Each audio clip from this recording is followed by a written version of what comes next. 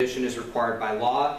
Judgments against school districts are paid by taxpayers, causing the district to have to raise taxes. One of the reasons why, more transparency stuff. So lease purchase contracts, you've heard me mention this. We talked about this a little bit more in the Guthrie book as well. Boards have the right to lease property, movable buildings, portable structures. These are your moving classrooms. Any prefabricated metal buildings and structures that are going to be temporarily constructed that can be used for services. Roofs that are placed over existing structures. Anything that can be disassembled after installation and removed without damage to existing property. A traveling stage for the concert band. That can be real and personal property. So, if there is an agreement, they're done on a fiscal year basis, and we talked about that a few slides ago, but it also means that the board has the right to not renew the agreement for the next year.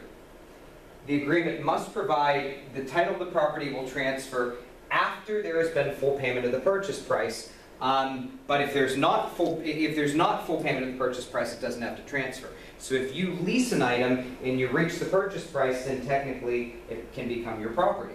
No sales taxes are imposed on leased property because it's something the district is borrowing to use with the idea that they might eventually purchase it. So what does the school treasurer have to do? They have to have written reports. They have to keep ledgers. They have to record information about investments. They have to daily deposit district funds, which I spoke about in the principal level one. They have to register warrants or checks for payments. They have to pay the bank for warrants drawn across accounts, and they have to return paid checks to the encumbrance clerks for safekeeping and filing. So this slide right here, excuse me, the picture actually covered up one, but it's the last one anyway, but we may delete the picture. It lets me do that. Hold on. So this is interesting to me because in this state, employees can have wages seized from them both by state and federal law. So employees can't be fired for wage garnishment. So if they have not paid child support, they have not paid student loans. Can't be fired for that. State law bars discipline because wages are garnished to make child support payments. So if you owe for child support and you're working and they're just taking your money off of you, the district is certainly allowed to do that and you cannot be fired for it. So you are protected. And 10% of pay before taxes can be taken for college loans. This is one of the new laws that's happened in the state. It's kind of our way of capping off to pay for our college loan expenses.